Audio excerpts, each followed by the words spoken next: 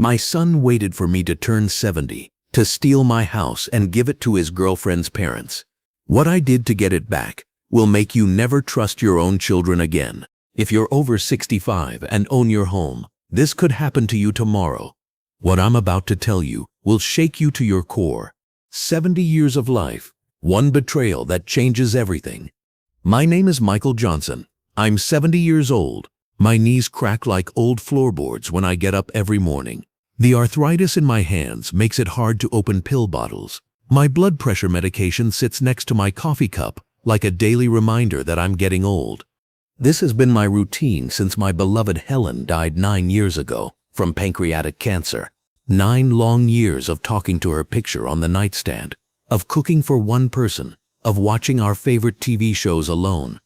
But nothing, and I mean nothing, prepared me for what my son David did to me the day I turned 70. You see, those of you who are my age understand something younger people don't. We didn't just buy houses back in our day. We bled for them. We sacrificed everything. We went without food, without new clothes, without vacations, without anything that wasn't absolutely necessary. This house isn't just 4 walls and a roof to me. It's every blister on my hands from working construction jobs on weekends. It's every night Helen stayed up sewing to make extra money. It's every Christmas we didn't buy presents because we were saving for the down payment. But I'm getting ahead of myself. Let me tell you the whole story, because what my son did to me is so calculated, so cruel, so heartless, that you'll never look at your own children the same way again. And what I did to get my revenge, well, that's going to shock you even more. Let me start at the beginning. Back when I still believed in family. Back when I thought blood meant something. It was February 9th. I was 28 years old, working at Patterson Textile Mill in downtown Springfield. The factory was like something out of hell. 100-degree heat, machines so loud you couldn't hear yourself think, and air so thick with cotton dust that you'd cough up white phlegm for hours after your shift. I made $3.25 an hour. That was considered decent money back then. But let me tell you what decent money could buy you in 19... Helen was 26, and she was the most beautiful woman I'd ever seen. Not just pretty, beautiful in a way that made you believe in God. She had these green eyes that sparkled when she laughed, and she laughed a lot in those days, before life wore her down, before the cancer took that sparkle away. She worked at Morrison's department store downtown, making $2.85 an hour folding clothes and helping customers. But that wasn't enough, so she also did alterations for neighbors in our tiny apartment kitchen. She'd work on her old Singer sewing machine until 2 a.m., straining her eyes under a single lamp because every extra dollar mattered. We lived in a 1-bedroom apartment on Elm Street. Rent was $185 a month. Sounds cheap now, but it was 1/3 of our combined income. The place was a dump. The radiator clanged all night.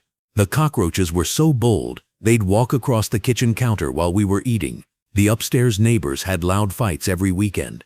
But Helen and I had a dream that kept us going through all of it. Michael, she'd whisper to me at night, lying on our second-hand mattress, someday we're going to have our own house, a real house, with a yard where we can plant flowers and maybe have a dog. I'd hold her close and promise her it would happen, even though I had no idea how, even though the math seemed impossible.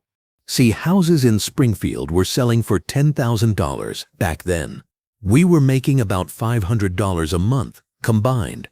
After rent, utilities, food, and Helen's bus fare to work, we had maybe $50 left over on a good month. At that rate, it would take us 10 years just to save for a down payment. 10 years of living with cockroaches and broken radiators and neighbors who threw bottles at the wall. But Helen never gave up hope. She had this way of making dreams feel possible, even when they seemed impossible. She started keeping a coffee can under the kitchen sink. Every night, she'd count out whatever coins we had left from the day and drop them in. The sound of those coins hitting the bottom of that empty can, it was like a prayer. Every penny counts, she'd say. Every single penny. And she was right. We started saving in ways that people today couldn't imagine. We ate the same meal for dinner 5 nights a week rice with a can of beans, and whatever vegetables were on sale. We shared one Coke on Sundays as a special treat. Helen cut my hair with kitchen scissors. I walked to work even in the winter to save 50 cents on bus fare. Helen stopped buying makeup, stopped getting her hair done, stopped buying new clothes. She wore the same 3 dresses to work, rotating them so people wouldn't notice. She patched holes in her stockings with clear nail polish. I took on extra work wherever I could find it. Weekends, I'd do odd jobs, painting houses, fixing plumbing, hauling debris. My hands were always cut up, always stained with paint or grease. My back ached constantly from lifting heavy things. But slowly, so slowly, that coffee can started getting heavier. After 6 months, we had $87. After a year, $243. After 2 years, $61. It doesn't sound like much, but to us, it was everything. It was hope in coin form. Then disaster struck. I got laid off from the textile mill. Not just me, they let go of 200 workers in one day. The company said they were restructuring, which was corporate speak for, we're moving jobs to Mexico where we can pay people $1 a day. I'll never forget that day. March 15, 1980. I came home and found Helen sitting at our little kitchen table, crying over a stack of bills. "Michael," she said, "I'm pregnant." Now, most times when a wife tells her husband she's pregnant, it's a happy moment. But we were broke. I was unemployed. We had no health insurance. And Helen was already showing signs of the morning sickness that would plague her for months. "We'll figure it out," I told her. But inside I was panicking. How were we going to afford a baby? How were we going to afford anything? I found another job 2 weeks later at a furniture warehouse. The pay was worse, $2.95 an hour, but it was work. Helen had to quit her job at Morrison's because the morning sickness was so bad she couldn't keep food down.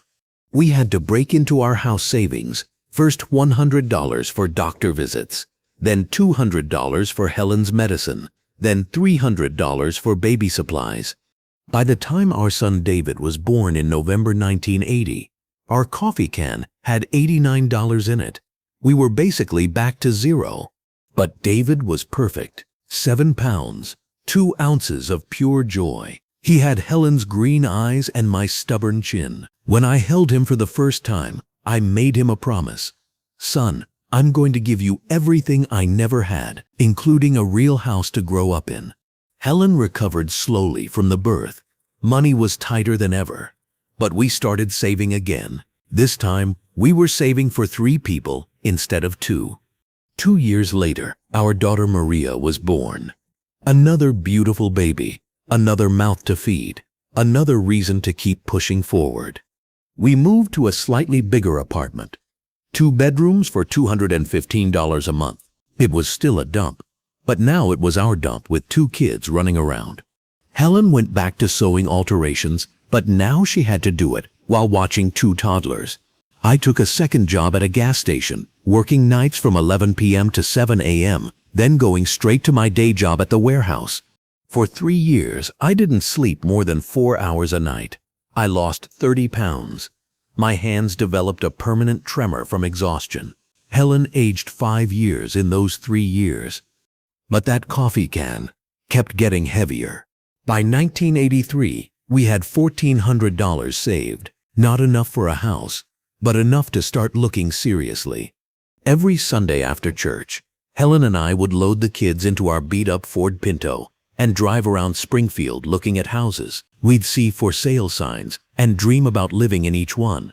Most of the houses were completely out of our reach. The nice ones in good neighborhoods were selling for $18,000 to $25,000. We couldn't even qualify for a loan that big.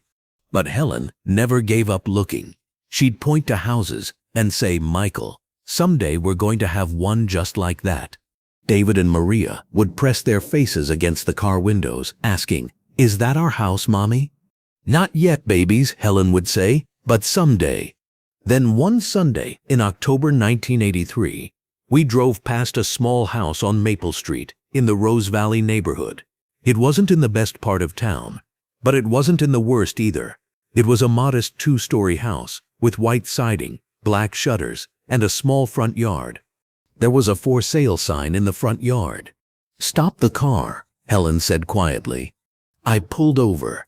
We all got out and stood on the sidewalk, looking at the house. It wasn't fancy. The paint was peeling in places.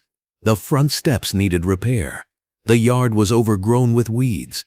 But it had 3 bedrooms, a real kitchen, a basement, a small backyard where kids could play. "It's perfect," Helen whispered. A neighbor came out and told us the owner was Mr. Wilson, an elderly man whose wife had died the year before. He was selling because he couldn't maintain the house anymore. The asking price was $12,000. It might as well have been $1 million.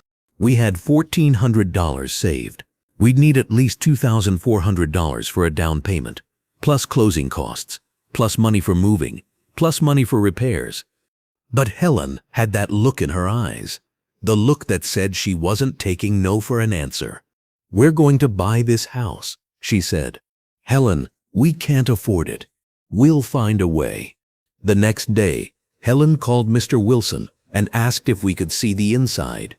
He was a thin, elderly man with white hair and kind eyes that were still sad from losing his wife. The house was small but clean. The kitchen had real cabinets and a window that looked out onto the backyard. The living room had hardwood floors that just needed refinishing. Upstairs, there were 3 bedrooms, one for us, one for David, one for Maria. The basement was unfinished but dry, perfect for storage. Or maybe someday a workshop. "It's exactly what we need," Helen told me that night. "It's exactly what our family needs." Mr. Wilson was asking $12,000, but he seemed like a reasonable man. Helen convinced me to make an offer. "We can afford $10,000, I told him, "but we'd need time to get the money together." Mr. Wilson looked at us for a long moment. He saw a young couple with 2 small children, wearing our best clothes that were still obviously second-hand. "I'll take $11,000, he said finally. "But I need the money within 60 days. I can't wait longer than that." $11,000. We had $1,400 saved. We needed $9,600 more in 2 months. It was impossible, completely impossible. But Helen shook his hand anyway. "We'll have your money in 60 days, Mr. Wilson. You can count on it."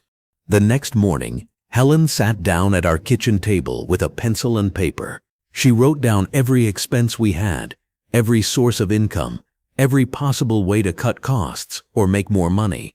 "Michael," she said, "we're going to do this. We're going to get that house." "How?" "We're going to sacrifice everything. Everything." And we did. Helen sold her wedding ring, the tiny diamond chip my grandmother had given me to propose with. She sold it to a pawn shop for $80. I sold my father's watch, the only thing I had left of him after he died, a simple Timex that he'd worn every day for 20 years. I got $45 for it. We sold our television, our radio, Helen's sewing machine, the one she used to make extra money. We sold our few pieces of furniture. Helen called her sister in Chicago and asked for a loan. $200. I called my brother in Detroit and asked for $300. We borrowed from friends, from neighbors, from anyone who would listen. I took a 3rd job cleaning offices at night. Helen started babysitting other people's children during the day for 50 cents an hour. We ate 1 meal a day, rice and beans, every single day for 2 months. We stopped buying soap, shampoo, toothpaste. We used baking soda to brush our teeth. We washed our hair with dish soap. Helen stopped buying diapers for Maria. She used old cloth diapers that she washed by hand every night. I walked to work every day, rain or shine, to save gas money.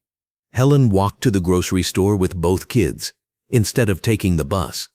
We turned off the heat in our apartment. In November, in Springfield, we all slept in the same bed to stay warm.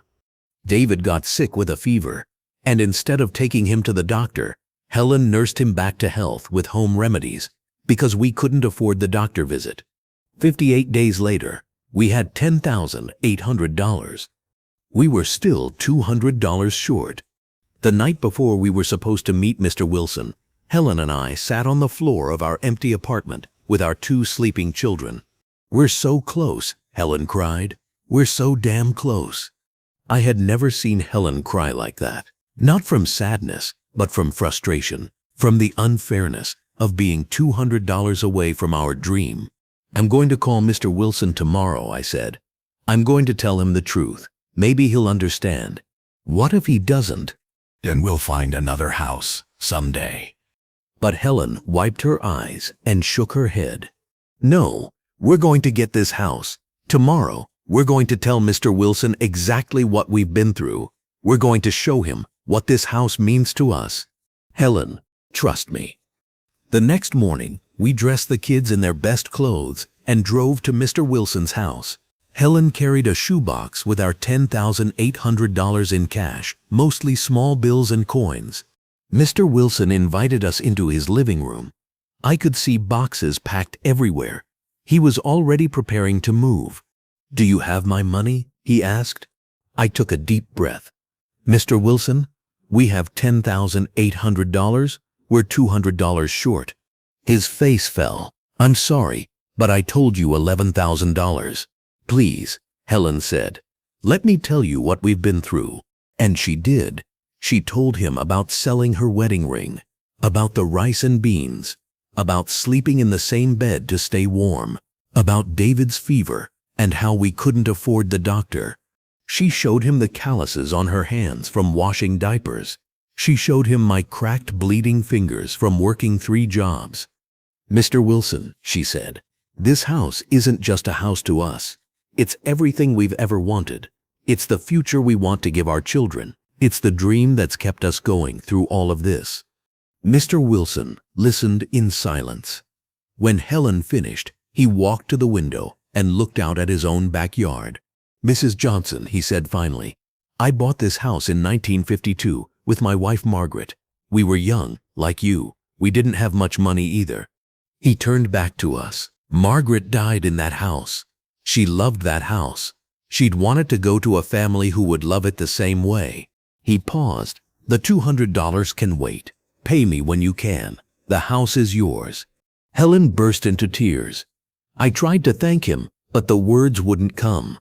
When he handed me the keys, my hands were shaking so badly that I dropped them. David picked them up and handed them back to me. "Are these the keys to our house, Daddy?"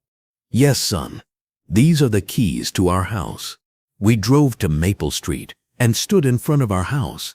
Our house. Helen put the key in the lock and turned it. The door opened. We walked inside, all 4 of us, and stood in the middle of the living room. "We did it," Helen whispered. "We actually did it." That night, we slept on the floor of our new house. We had no furniture, no beds, no anything, but we were home. The next morning, I woke up and looked around at the empty rooms. Sunlight was streaming through the windows. Helen was making coffee in our kitchen. David and Maria were running around the backyard, our backyard. I had never been happier in my life. But if I had known then what I know now, if I had known that 36 years later, my own son would try to take this house away from me, would I have fought so hard for it? Hell yes, I would have fought twice as hard. Because this house wasn't just our home. It was our identity. It was proof that 2 poor kids from nothing could build something beautiful together.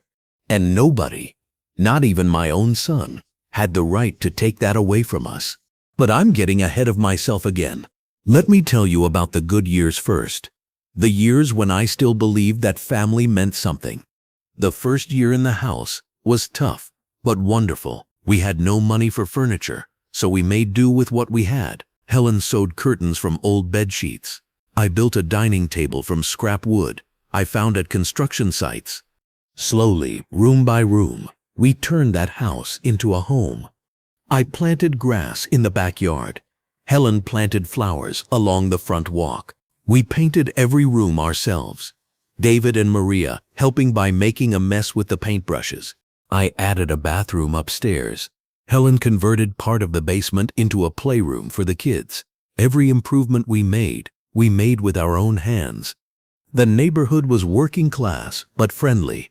The Garcias lived next door with their 3 kids. The Millers across the street had a daughter, Maria's age. The Johnsons 2 houses down had a son, David's age.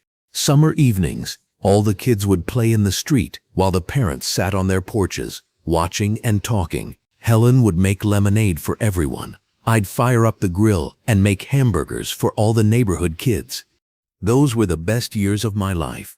David grew up to be a smart, responsible kid. He got good grades in school, played Little League baseball, helped me with projects around the house. I taught him how to use tools, how to fix things, how to work with his hands. A man who can build and fix things, I told him, will never be helpless. "Why is it so important to take care of the house, Dad?" he asked me one day. He was about 10 years old, helping me paint the garage. "Because this house is our treasure, son. Your mother and I sacrificed everything to get it. Someday, you'll understand what that means." I thought I was teaching him to value hard work and sacrifice. I thought I was teaching him to respect what we had built. How could I have known I was showing him exactly what he would later try to take away from me? Maria was quieter than David, but just as sweet. She loved to help Helen in the garden, learning the names of all the flowers. She'd sit for hours on the front porch, reading books from the library. "She's going to be something special," Helen would say. "She's got that quiet intelligence that goes deep." Both kids did well in school. David was good at math and science. Maria loved literature and history. Helen and I were so proud of them. We couldn't afford college, but we started saving anyway. In another coffee can, hidden in our bedroom closet. "Our kids are going to have opportunities we never had," Helen would say. "They're going to have better lives than us." And they did, for a while. David graduated high school in 1998 and got a partial scholarship to State University. We took out loans to cover the rest. He studied business administration and graduated in 2002. Maria graduated in 2000 and went to community college for nursing. She became an RN and got a job at Springfield General Hospital. Helen and I were so proud. Our kids had both gone to college. They had good jobs. They were successful. In 2004, David got married to Sandra Patterson. She seemed like a sweet girl, blonde, petite, always smiling. She worked as a receptionist at a dental office.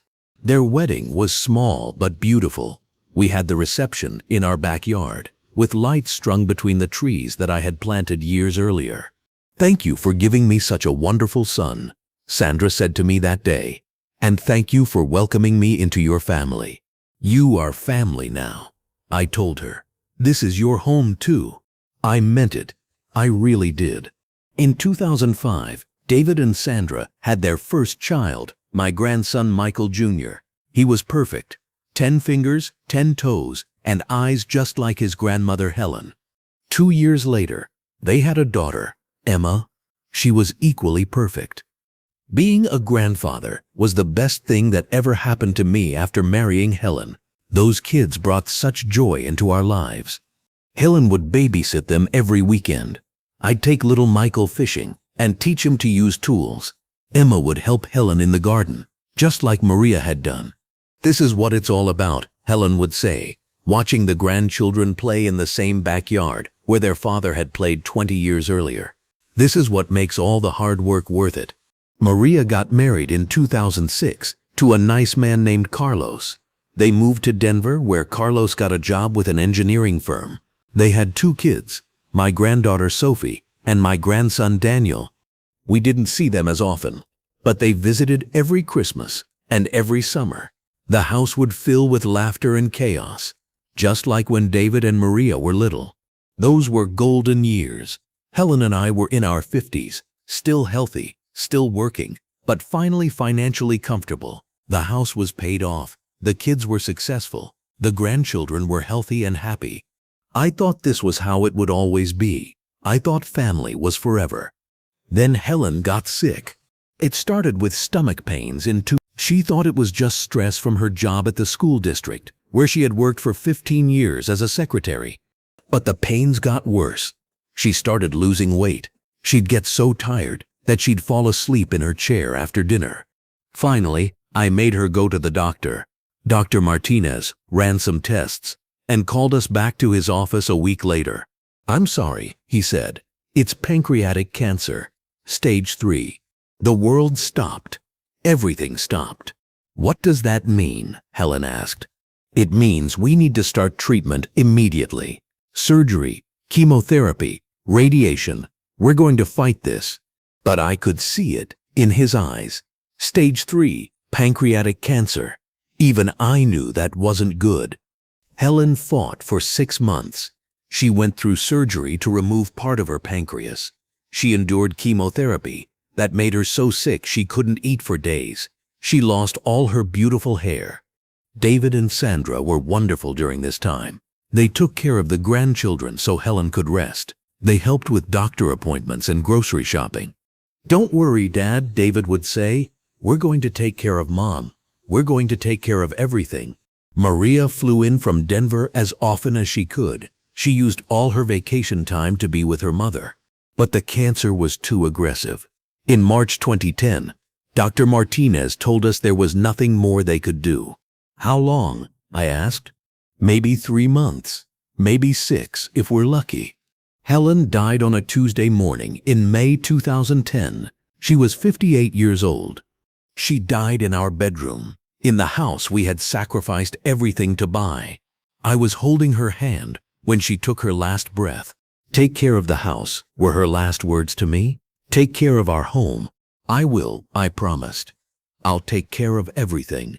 The funeral was beautiful. The whole neighborhood came. Helen's co-workers from the school district, David's friends, Maria's nursing colleagues who flew in from Denver. But when everyone went home, I was alone in the house for the first time in 32 years. The silence was deafening. I'd wake up in the morning and start to make coffee for 2 people. I'd set the table for 2. I'd catch myself about to call out to Helen before remembering she was gone. The house felt huge and empty. Every room had memories of Helen. The kitchen where she'd made breakfast for the family every morning. The living room where we'd watched TV together every evening. The garden where she'd spent so many happy hours. I went through a dark period. I won't lie about that. There were days when I didn't get out of bed. Days when I didn't eat. Days when I seriously considered just giving up. But David and Sandra saved me. They started coming over every day after work. They'd bring the grandchildren. They'd bring dinner. They'd stay until I went to bed. "Dad, you're not alone," David would say. "We're here for you. We're always going to be here for you." Sandra would clean the house and do my laundry. She'd make sure I was eating properly and taking my blood pressure medication. "You're all I have left of Helen," I told them. "You and the kids. And you're all we have left of her too," Sandra said. "We're family. We take care of each other." Slowly, very slowly, I started to heal. I started eating regularly again. I started taking care of the house again. I started living again. The grandchildren helped more than anything. Michael Jr. was 5 years old and full of energy. Emma was 3 and full of questions. They needed their grandpa to be strong. I taught Michael Jr. how to fish in the same pond where I'd taught his father. I read stories to Emma in the same rocking chair where Helen had read to David and Maria. "Grandpa," Emma asked me one day, "why do you take such good care of this house?" I told her the same thing I'd told her father years earlier. "Because this house is our treasure, sweetheart.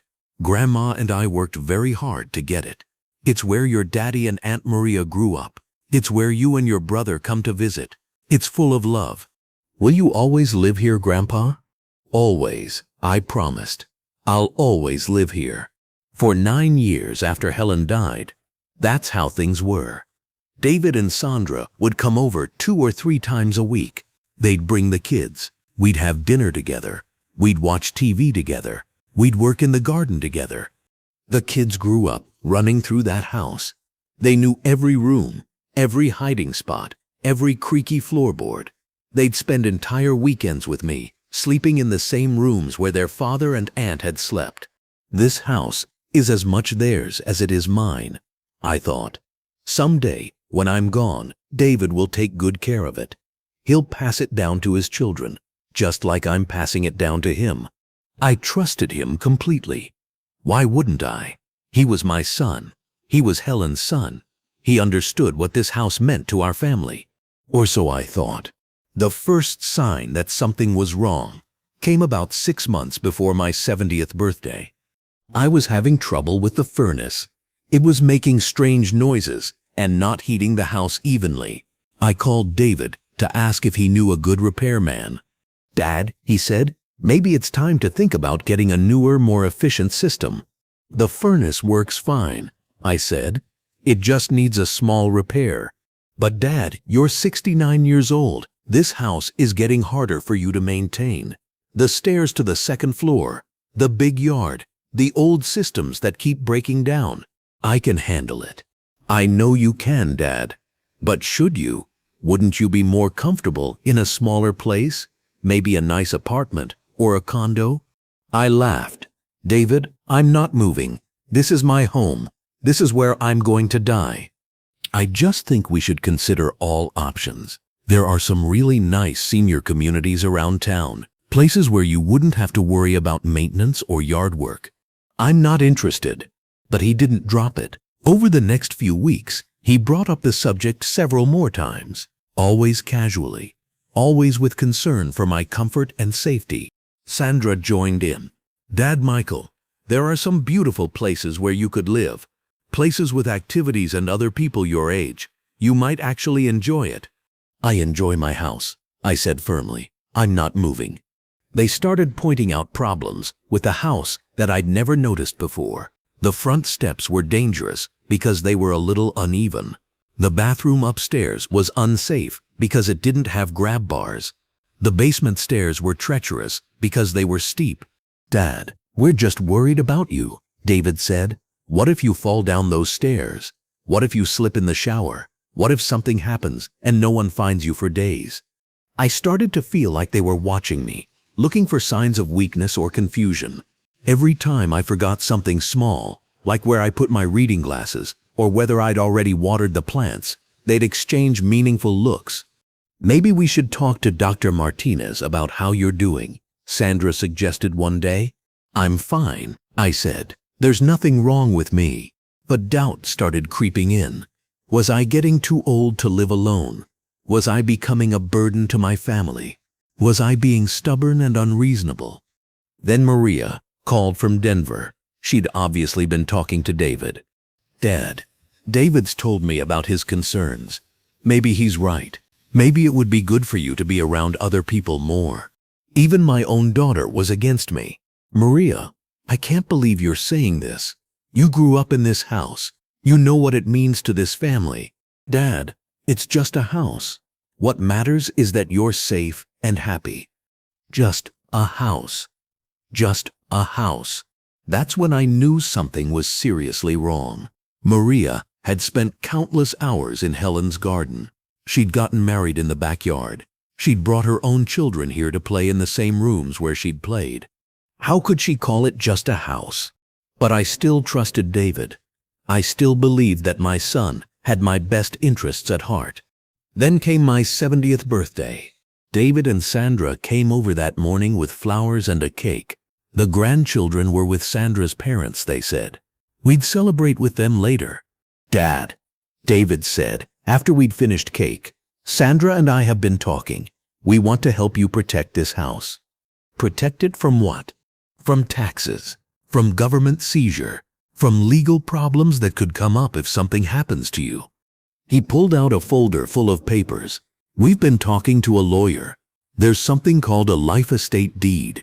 It would allow you to live in the house for the rest of your life, but the ownership would transfer to me.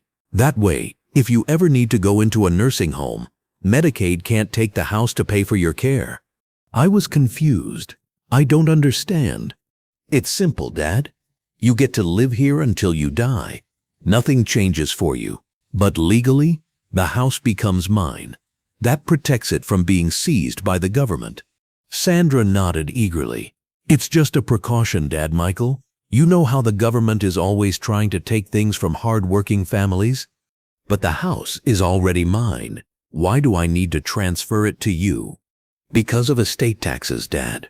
If you die owning the house, the government could take up to 40% of its value.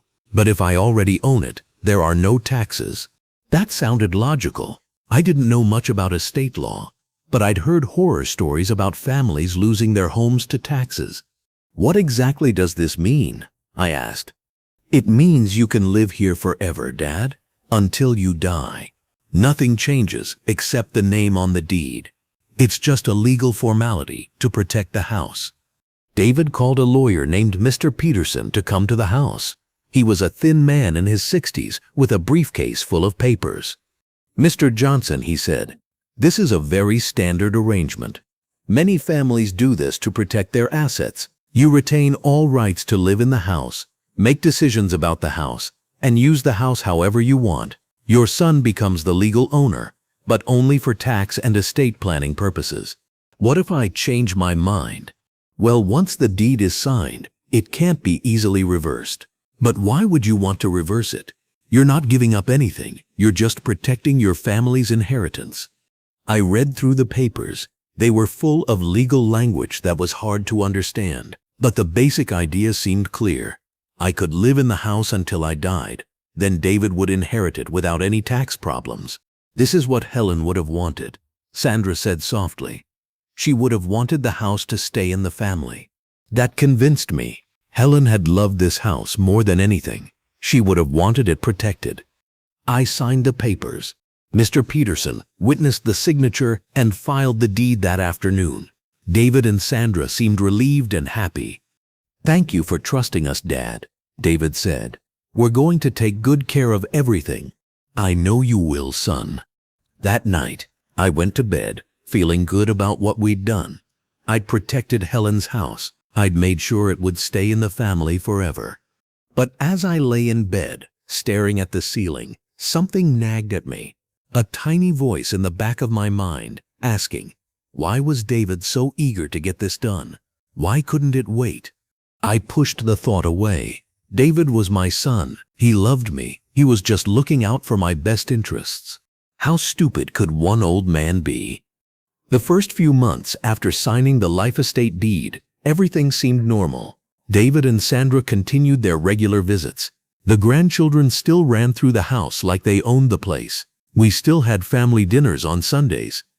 But there were subtle changes that I didn't recognize as warning signs at the time. David started asking more questions about my daily routine. How are you feeling, Dad? Any problems with memory? Any confusion? Any times when you feel dizzy or disoriented? At first, I thought he was just being caring. But the questions became more frequent and more specific. Dad, Mrs. Garcia next door mentioned that you forgot to bring in your garbage cans last week. That's not like you. Dad, you told me the same story about Mr. Wilson twice in one conversation. Are you having any problems with your memory? Dad, I found your coffee pot left on all day yesterday. That could have been dangerous. Every small mistake, every minor forgetfulness, every little slip that any 70-year-old might make, David noticed and commented on. Sandra started doing the same thing. Dad, Michael, you seem a little confused about what day it is. Should we be concerned? They were documenting my behavior, building a case. But for what? I found out later they were keeping a written log of every instance where I seemed confused or forgetful. They dated each entry and noted witnesses when possible. But I didn't know that then. I just thought they were being overly protective. The visits started becoming less frequent. Instead of coming over 3 times a week, David and Sandra cut back to twice a week, then once a week, then every other week. We're really busy with work, David explained, and the kids have so many activities now. When they did visit, they seemed distracted, impatient, like they were checking items off a list rather than spending quality time with family. Sandra stopped helping with housework. She stopped bringing groceries. She stopped cooking dinner when they visited. Dad, Michael, you need to learn to be more independent, she said when I asked why she wasn't helping anymore. We can't always be here to take care of things for you. The grandchildren, who used to beg to spend weekends with me, suddenly had other plans every time I asked. Michael Jr. has baseball practice, David would say. Emma has a birthday party. Always some excuse. Always some reason. They couldn't come. I started to feel like I was being phased out of my own family. But the real changes started about 8 months after I signed the life estate deed. I began noticing strange cars parked in front of my house. Men in suits walking around my property, measuring things, taking pictures. When I asked David about it, he said they were city inspectors checking on property assessments for tax purposes. It's routine, Dad. Happens to everyone every few years. But Mrs. Garcia next door told me a different story. Mr. Johnson, those men yesterday weren't from the city. I asked them. They said they were from some kind of real estate company. Real estate company? Why would a real estate company be interested in my house? That night, I couldn't sleep. I kept thinking about those men, about David's behavior, about the way Sandra had been treating me. Something was wrong. Very wrong. I decided to do some investigating of my own. The next morning, I called the city assessor's office. Did you send inspectors to 1247 Maple Street yesterday? No, sir. We don't have any inspections scheduled for that address. So David had lied to me. But why? I started paying closer attention to everything. I started writing down David's visits, his questions, his behavior. I started documenting every strange occurrence. 2 weeks later, I saw David's car parked in front of the house, in the middle of the day, when he should have been at work. I was coming back from the grocery store and spotted his blue Honda Civic in my driveway.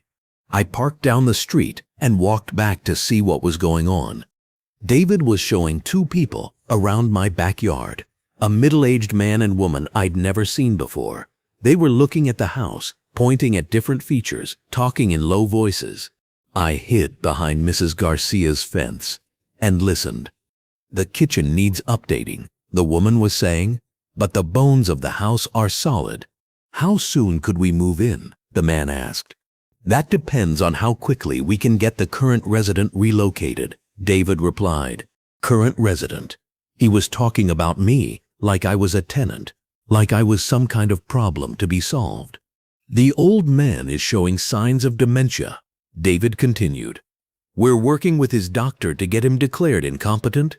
Once that happens, we can move him to a care facility and you can have the house. My heart stopped. I literally could not breathe. My son, my own son, was planning to have me declared incompetent so he could kick me out of my own house. The woman asked, what if he resists? What if he doesn't want to move? David laughed, a cold, heartless laugh that I'd never heard from him before. He's 70 years old and starting to lose his mind. He won't have a choice. We have legal authority now. I stumbled back to my car, shaking so badly I could barely drive. When I got home, David's car was gone. The strangers were gone. Everything looked normal, but nothing would ever be normal again. That night, I called Maria in Denver. Maria, I need to ask you something, and I need you to tell me the truth. Did you know that David was planning to move me out of the house? There was a long pause.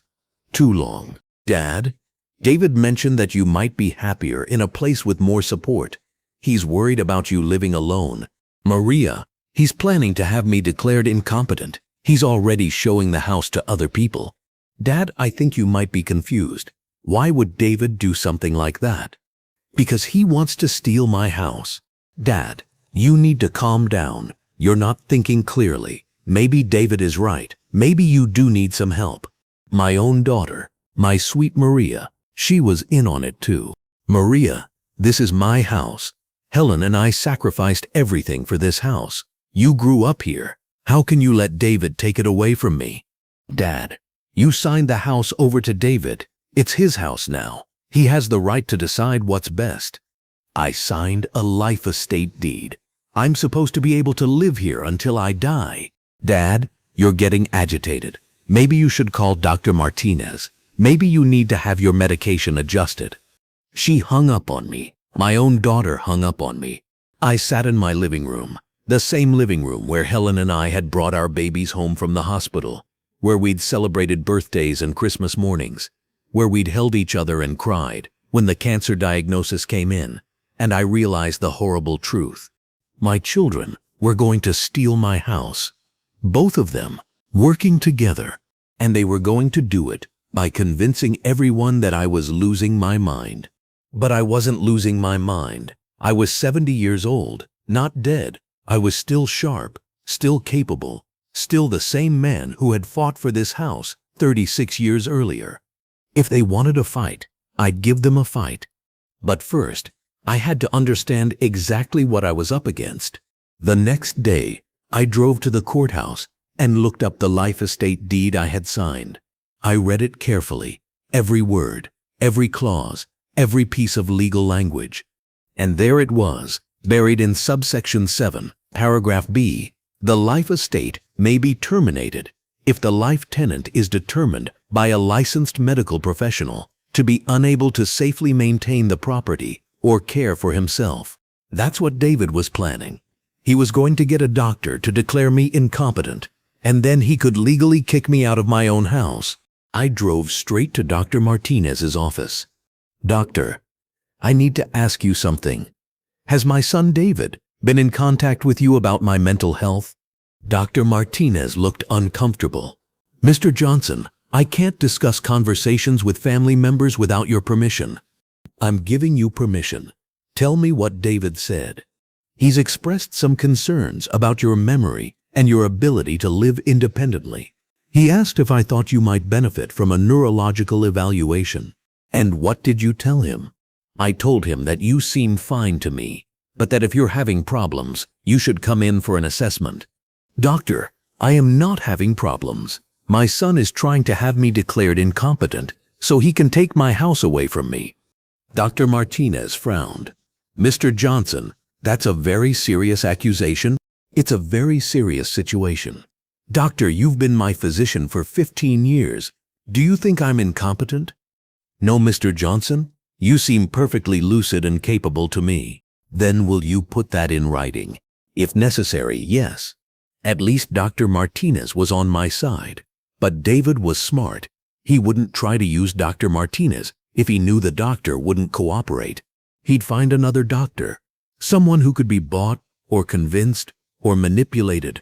I had to find out who. That weekend, I did something I'd never done before in my life. I spied on my own son.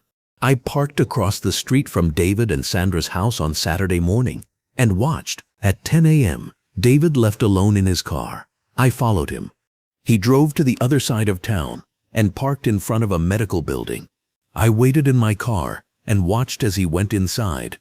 An hour later, he came out with a man in a white coat. They stood outside the building, talking and shaking hands. I waited until David left.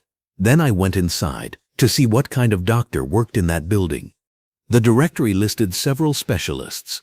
Dr. Patricia Williamson, neurologist. Dr. Robert Chen, psychiatrist. Dr. James Henderson, geriatrician. Dr. Henderson.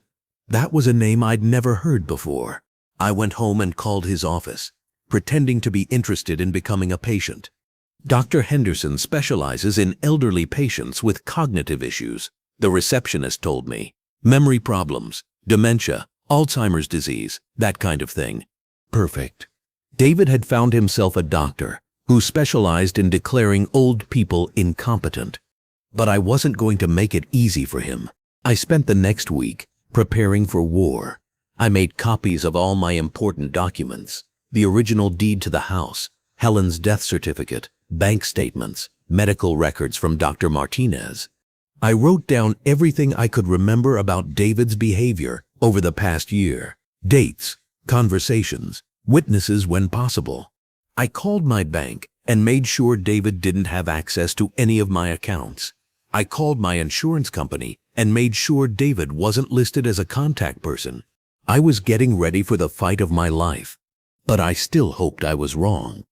I still hoped that my son, Helen's son, wouldn't actually go through with this betrayal.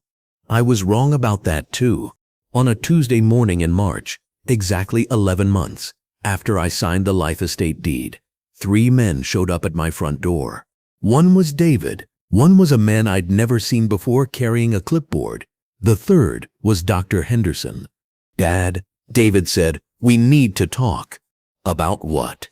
"About your health. About your ability to continue living alone." The man with the clipboard stepped forward.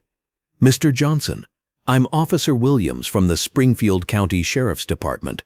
I have a court order requiring you to submit to a medical evaluation." A court order. David had gotten a court order. "On what grounds?" I demanded. "Concerned family members have petitioned the court, citing evidence of cognitive decline and unsafe living conditions." I looked at David, my son, the little boy I'd taught to ride a bicycle, the teenager I'd helped with homework, the young man I'd walked down the aisle at his wedding. "David, how could you do this to me?" "Dad, it's for your own good. We're worried about you." Dr. Henderson stepped forward. "Mr. Johnson, I'm Dr. Henderson. I understand this is difficult, but we just want to make sure you're okay. I've never met you before in my life. My doctor is Dr. Martinez." "Yes, but Dr. Martinez isn't a specialist in geriatric cognitive issues. I am." I had no choice. The court order was legal. I had to submit to the evaluation or be held in contempt of court. Dr. Henderson spent 2 hours asking me questions, giving me tests, checking my reflexes and coordination. Some of the questions were normal. What year is it? Who's the president? What did you have for breakfast? But some were clearly designed to trip me up. "Mr. Johnson, your son tells me you've been forgetting to turn off appliances. Can you tell me about that?" "I haven't been forgetting to turn off appliances. He says you left your coffee pot on all day last week." "That happened once." The phone rang while I was making coffee and I got distracted. "I see. And what about getting lost while driving? Your son says you've gotten confused about directions." "That's not true. I've lived in this town for 40 years. I don't get lost." But Dr. Henderson kept writing notes, nodding like everything I said confirmed some diagnosis he'd already made. After the evaluation, he spoke privately with David for 20 minutes. Then they left. A week later, Officer Williams came back with another court order. This one required me to vacate the premises within 30 days. According to Dr. Henderson's report, I was suffering from moderate cognitive decline and was unable to safely maintain independent living. The life estate was being terminated. David now had full legal ownership of the house and the right to decide who could live in it. "Dad," David said, trying to sound sympathetic, "we've found a really nice place for you. Sunset Manor. It's an assisted living facility with 24-hour care. You'll be much safer there." "This is my house," I screamed. "You can't do this to me." "Dad, it's not your house anymore. You signed it over to me, remember? And now that you can't take care of yourself, I have to make the hard decisions." Sandra was there too, standing behind David with that fake sympathetic smile. "We've already paid the deposit at Sunset Manor," she said. "They have a lovely room waiting for you. You'll make lots of new friends." "I don't want new friends. I want my house." "Dad, you're being unreasonable. This is what's best for everyone." "Best for everyone or best for you?" That's when David's mask finally slipped. The pretense of caring, the fake concern, the phony sympathy, it all disappeared. "Dad, I'm 39 years old. I have 2 kids and a mortgage and college tuition to think about. This house is worth $180,000. That money could change my family's life." "So you're selling my house?" "I'm selling my house, the house you gave me. I gave you a life estate. I was supposed to live here until I died. Plans change. Dad, you're not competent to live alone anymore." The doctor confirmed it. Sandra stepped forward. "Dad Michael, this isn't personal. It's just business." "Business. My own home. The house where Helen died. The house where my grandchildren learned to walk. The house that Helen and I had bled for. It was just business to them." "Get out," I said quietly. "What?" "Get out of my house." "Dad, this isn't your house anymore. Get out. Get out. Get out." I was screaming, completely out of control, probably confirming every word in Dr. Henderson's report about my mental instability. David and Sandra left, but not before David handed me a business card. That's the number for Sunset Manor. They're expecting you in 30 days. Don't make this harder than it has to be. That night, I sat alone in my living room and cried like I hadn't cried since Helen died. But somewhere in the middle of all that grief and rage and betrayal, something else started growing. A plan. David thought he was so smart. He thought he had covered all the bases. He thought his old father was helpless and defeated. But David had made one crucial mistake. He had forgotten who he was dealing with. I was the same man who had worked 3 jobs to buy this house. The same man who had eaten rice and beans for 2 months to make the down payment. The same man who had fought for everything I'd ever had in my life. I was 70 years old, but I wasn't dead yet. And I was about to show my son exactly what happens when you try to steal from a man who has nothing left to lose. The first thing I did was research Dr. Henderson. If David could investigate me, I could investigate his accomplices. Dr. Henderson had been practicing geriatric medicine for 12 years. He had an office in the Westfield Medical Plaza. He was not on any insurance plans. All payments were private pay only. Interesting. Why would David choose a doctor who didn't take insurance? Unless I spent a day sitting in the parking lot of the Westfield Medical Plaza, watching Dr. Henderson's office. I saw a lot of elderly patients going in looking confused and coming out looking defeated. I saw a lot of middle-aged children accompanying their elderly parents. The adult children always looked anxious when they went in and relieved when they came out. Dr. Henderson was running a business of declaring old people incompetent so their children could take control of their assets. But I needed proof. That night, I did something I never thought I'd do in my life. I broke into a building. It wasn't really breaking in. The janitorial staff left the back door propped open while they smoked cigarettes in the alley. I just walked through the open door while they weren't looking. Dr. Henderson's office was on the 3rd floor. The door was locked, but I'd learned a few things about locks during my years as a maintenance worker. It took me 20 minutes to get inside. Dr. Henderson's filing cabinets were locked too, but his desk wasn't, and people are careless about what they leave in their desks. In the bottom drawer, I found a folder labeled Pending Cases. Inside were medical evaluation forms for 6 different elderly patients, all diagnosed with cognitive decline or dementia or unsafe independent living. All 6 had adult children who had hired Dr. Henderson privately. All 6 were being removed from their homes. But the most interesting document was a fee schedule. Dr. Henderson charged $5,000 for a comprehensive geriatric evaluation, but there was also a line item for consultation services, $10,000. What kind of consultation cost $10,000? I kept looking through the files. In a folder marked Financial Records, I found bank deposit slips. David Johnson had made 2 deposits to Dr. Henderson's account, one for $5,000 on the day of my evaluation, another for $10,000 3 days later. My son had paid Dr. Henderson $15,000 to declare me incompetent. I photographed everything with the digital camera I'd borrowed from Mrs. Garcia. Then I put everything back exactly where I'd found it and left the building the same way I'd entered. Now I had proof that David had bribed Dr. Henderson, but I needed more. I needed to understand the full scope of their plan. The next day, I hired a private investigator. His name was Frank Morrison.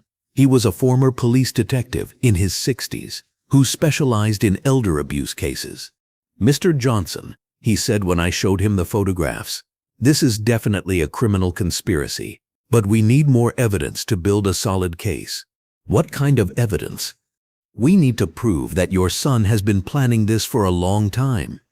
We need to show that he deliberately manipulated you into signing the life estate deed. We need documentation of his financial situation that shows why he needs the money from selling your house." Frank spent 2 weeks investigating David and Sandra. What he found was worse than I had imagined. David was deep in debt. Not just normal family debt, serious debt to dangerous people. He had been gambling online for 3 years. Sports betting, poker, casino games. He'd lost over $100,000. He'd borrowed money from loan sharks. High-interest short-term loans that he couldn't pay back. The loan sharks were threatening him. Frank had photographs of David meeting with known criminals in parking lots, looking scared and desperate. Sandra knew about the gambling, but had been covering for him. She'd been taking money from their children's college funds to make loan payments. They were going to lose their house if they couldn't come up with $85,000 by the end of April.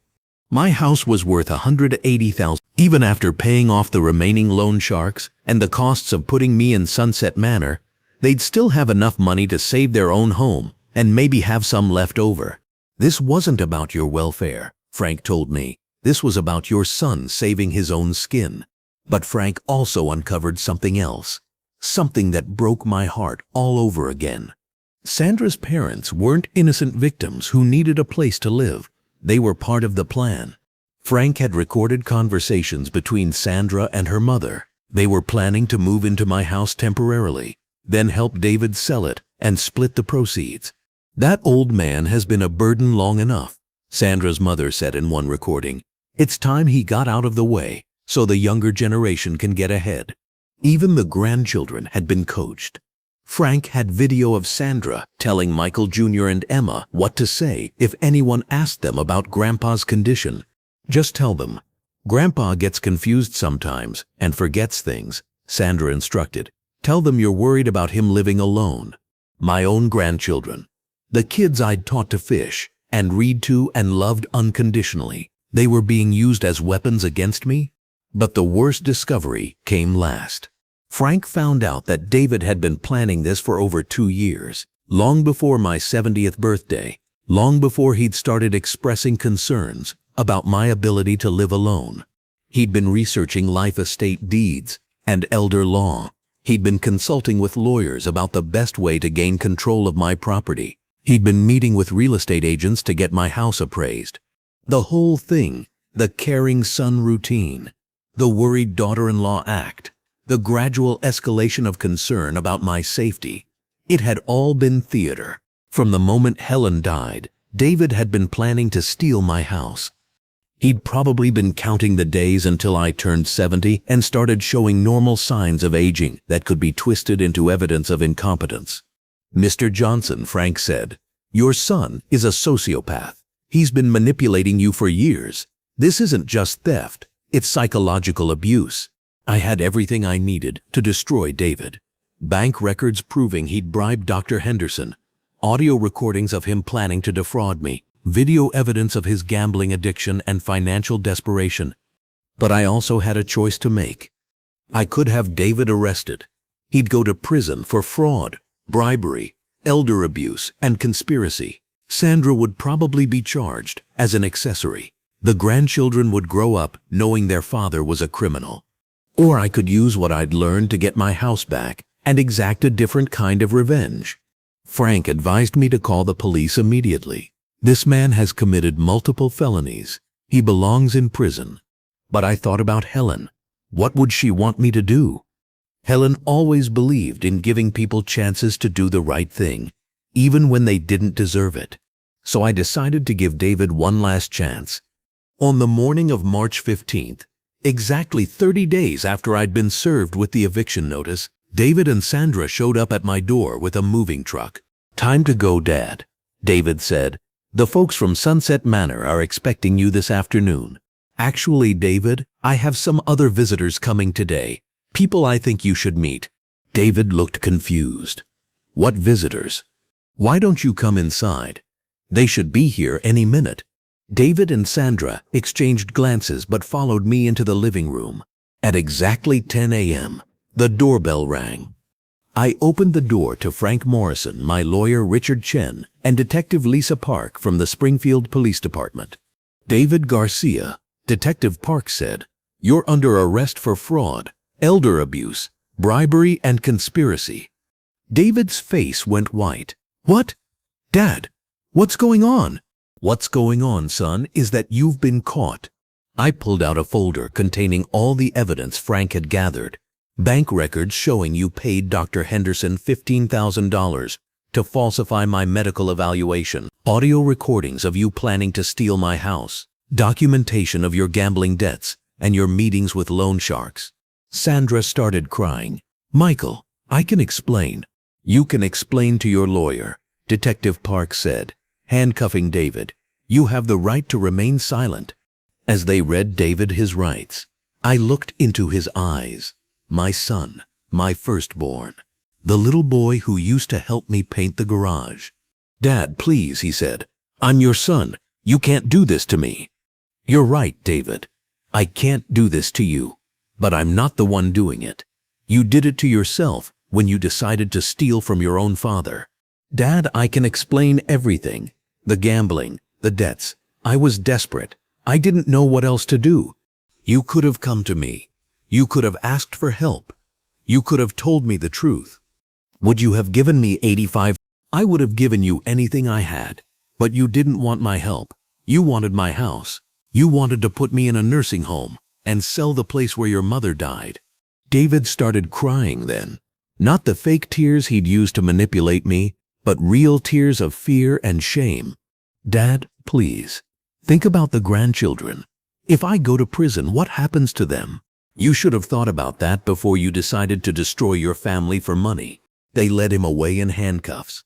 Sandra was arrested too, as an accessory to the fraud. When the police cars pulled away, I stood alone in my driveway, the same driveway where Helen and I had taught David to ride his bicycle 30 years earlier. My lawyer had good news and bad news. The good news was that all the charges against David were solid.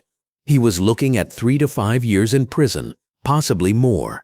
Dr. Henderson was also being arrested and would lose his medical license. The life estate deed was invalid because it had been obtained through fraud. The house was legally mine again. The bad news was that the family I'd thought I had was gone forever.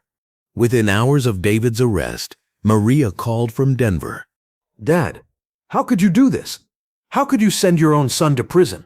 Maria, he tried to steal my house. He bribed a doctor to have me declared incompetent. He was going to put me in a nursing home against my will. But he's family, Dad. Family forgives. Family works things out. Where was the family when your brother was planning to rob me? Where was the family when you told me I should just accept being thrown out of my own home? Dad, I think you need professional help. This paranoid behavior. I hung up on her. An hour later, she called back. Dad, I've been thinking, maybe David was right. Maybe you aren't capable of living alone anymore. Maybe this whole thing is just evidence that you're confused and paranoid. My own daughter, suggesting that having my son arrested for trying to steal my house was evidence of mental illness. That was the last conversation I ever had with Maria. The trial was a media sensation. Local man arrested for trying to steal elderly father's home was the headline in the Springfield Gazette. The details that came out during the trial were even worse than what Frank had originally discovered. David had been planning this fraud for 3 years. He'd been slowly poisoning family members against me, planting seeds of doubt about my mental capacity. He'd forged my signature on several documents, including a will that left everything to him, instead of being split between him and Maria.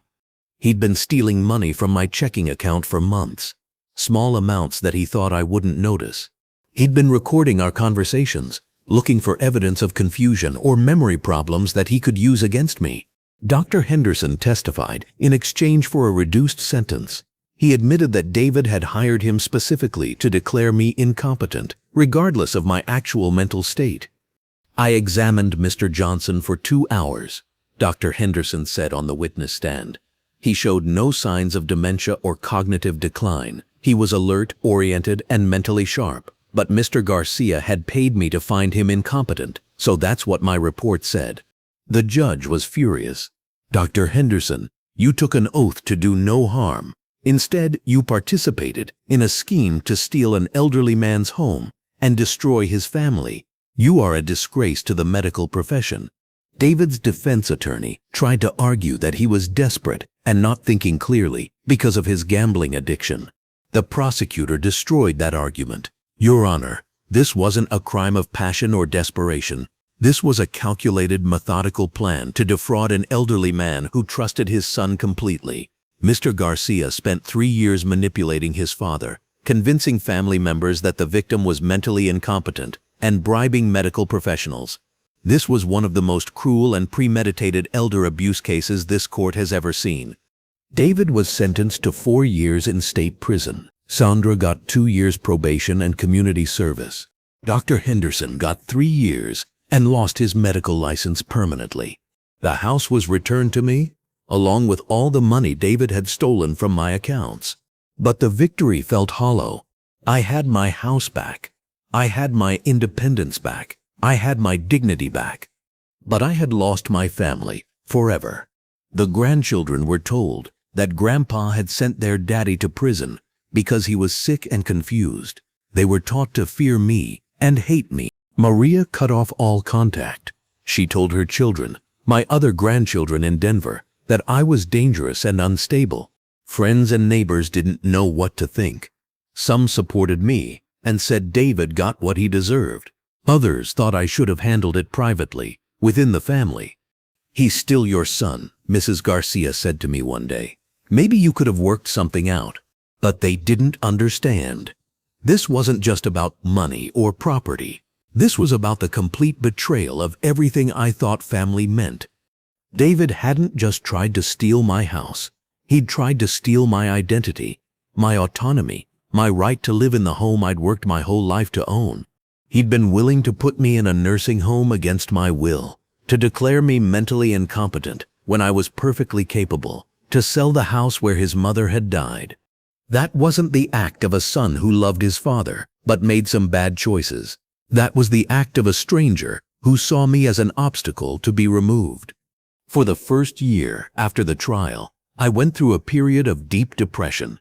I'd won the battle, but the cost had been everything I cared about, except the house itself. I'd wake up in the morning in the bedroom I'd shared with Helen for 30 years, and for a moment I'd forget that my children were gone. I'd think about calling David to help me with some project around the house, or calling Maria to see how the grandchildren were doing. Then I'd remember, and the pain would hit me all over again. I considered selling the house and moving somewhere far away, starting over in a place where no one knew my story. But this house was more than just property to me. It was Helen's legacy. It was the physical manifestation of everything we'd accomplished together. Helen had died in this house. She'd asked me to take care of it. I couldn't abandon it just because our children had turned out to be strangers. So I stayed, and slowly, very slowly, I learned to live alone again. I hired a housekeeper to help with cleaning. I hired a lawn service to help with the yard work. I made arrangements with neighbors to check on me if they didn't see me for a few days. I wasn't going to give David or Maria any reason to claim I couldn't take care of myself. I also made some legal changes. I wrote a new will leaving the house to charity when I die. I set up a trust to ensure that David and Maria could never contest the will or claim that I was incompetent when I signed it. I recorded a video statement explaining exactly why I disinherited my children, to be played if there were ever any legal challenges. If they wanted to steal from me, they'd have to do it while I was alive. They'd get nothing when I died. 2 years after the trial, I got a letter from David in prison. Dad, I know what I did was wrong. I know I hurt you terribly. I was desperate and scared, and I made terrible choices. But I'm still your son. I'm still the little boy you taught to ride a bike and helped with homework. Can't we find a way to heal this family? I read the letter 3 times. Then I tore it up and threw it away. Words are easy. Apologies are easy. When you're sitting in a prison cell, facing 3 more years. Where was that remorse when he was bribing doctors to declare me incompetent? Where was that family feeling when he was planning to put me in a nursing home? Some things can't be forgiven. Some betrayals cut too deep to heal. David got out of prison last year. He tried to call me several times. I didn't answer. He came to the house once. I saw him standing on the front porch where he used to play as a child, ringing the doorbell. I watched him through the window, but didn't answer the door. He stood there for 20 minutes, occasionally calling out, "Dad, please, I just want to talk," but I stayed silent. Finally, he left a note under the door and walked away. The note said, "Dad, I know you hate me. I know I destroyed our family, but I want you to know that not a day goes by that I don't regret what I did. I lost everything. My father, my sister, my children's respect, my wife, my freedom. I'm living in a one-bedroom apartment and working at a gas station. I have nothing left. But what hurts most is knowing that I threw away the love of the best man I've ever known. I don't expect forgiveness. I just wanted you to know that I'm sorry. Your son, David." I kept that note for a week, reading it over and over. Part of me, the part that remembered teaching him to tie his shoes and helping him with his first job application, wanted to call him. But then I remembered Sandra's cold smile when she told me that's life. I remembered David's laugh when he told those strangers about getting the old man moved to a care facility. I remembered the 3 years of manipulation and lies. I threw the note away. Some wounds don't heal. Some betrayals are unforgivable. Today, I'm 72 years old. I live alone in the house that Helen and I sacrificed everything to buy. The house where we raised our children. The house where she died in my arms. My knees hurt more now. I need reading glasses. I take 5 different medications every day. But my mind is sharp, sharper than it was when David was trying to have me declared incompetent. I've made peace with my solitude. I have a few good neighbors who check on me. I have my routines, my memories, my dignity. The house is exactly as Helen would have wanted it. I still tend her garden every spring. I still sleep in our bedroom. I still use the kitchen where she cooked Sunday dinners for the family. But there are no family dinners anymore. No grandchildren running through the halls. No holiday celebrations or birthday parties. The house is quiet now, sometimes too quiet. People ask me if I'm lonely. The honest answer is yes. Sometimes I am, but I'd rather be lonely than surrounded by people who see me as a burden to be managed or an asset to be liquidated. I'd rather live alone with my dignity than live in a nursing home surrounded by people who were put there by children who knew what was best. Last month, I got a call from a social worker. Someone had reported that an elderly man was living alone in a big house and might need assistance. I knew immediately who had made that call. David, still trying to get me declared incompetent, still hoping to get his hands on this house. The social worker, Miss Patterson, came for a visit. She was a kind woman in her 40s who seemed genuinely concerned about my welfare. "Mr. Johnson, I understand you live alone. Are you managing okay? Do you have support systems in place?" I showed her around the house. Clean, organized, well-maintained. I showed her my medication organizer, my grocery list, my appointment calendar. "Mr. Johnson, you seem to be managing very well. Who reported concerns about you?" "My son, the one who tried to steal my house and have me declared incompetent. The one who's currently on parole for elder abuse." Mrs. Patterson's eyebrows went up. "I see. Well, Mr. Johnson, based on what I've observed, you're clearly capable of independent living. I'll note in my report that the concerns appear to be unfounded. Miss Patterson, can I give you some advice? When someone calls to report that an elderly person needs help, find out who's making the report and why. Sometimes the people who claim to be concerned are the ones you need to protect us from." She nodded thoughtfully. "That's very good advice, Mr. Johnson." After she left, I felt a familiar anger rising. David was still out there, still scheming, still trying to find a way to get what he wanted. But I'm ready for him. I'm ready for any tricks he might try. My lawyer has all the documentation of David's criminal history. My doctor has written statements about my mental competency. My financial advisor has arranged things so that David can never gain access to my assets. I've learned to protect myself in ways I never thought I'd need to. That's what betrayal teaches you. That's what having your own child try to steal your life teaches you. It teaches you that trust is a luxury you can't afford. It teaches you that family is just a word that some people use to manipulate you. It teaches you that the only person you can really count on is yourself. Those are hard lessons for a 72-year-old man to learn, but they're necessary lessons. Because there are Davids everywhere, adult children who see their elderly parents as inconvenient obstacles standing between them and an inheritance. There are Dr. Hendersons everywhere, medical professionals who will say whatever they're paid to say. There are family members like Maria everywhere. People who choose sides based on what's convenient rather than what's right. If you're reading this and you're over 65, learn from my story. Protect yourself. Don't trust anyone with legal authority over your property or your person. Don't sign papers just because family members pressure you to. Most importantly, don't assume that your children love you enough to put your welfare ahead of their financial interests. Love your children, but protect yourself.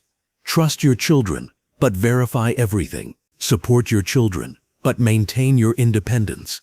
Because the alternative is what happened to me. The alternative is being betrayed by the people you trust most, losing your family, and spending your final years alone. I survived David's betrayal.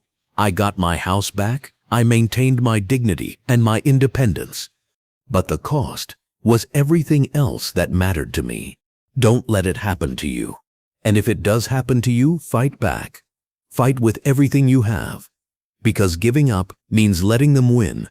And some victories are too important to concede. This house will be mine until the day I die, not because David is my son, but because it's mine. Helen and I earned it. We bled for it. We sacrificed for it. And no one, not my son, not my daughter, not any doctor or social worker or court order, will ever take it away from me again. That's my promise to Helen. That's my promise to myself. That's my warning to anyone who thinks they can prey on elderly people. We're not as helpless as you think we are. We're not as confused as you hope we are. And some of us will fight back harder than you ever imagined. The end? If this story resonates with you, share it. Share it with every senior citizen you know. Share it with every adult child who thinks their elderly parents would be better off somewhere else. Share it with every family that thinks love means making decisions for people instead of with people. Because the best defense against elder abuse is awareness, and the best protection against family betrayal is preparation. Don't let what happened to me happen to you.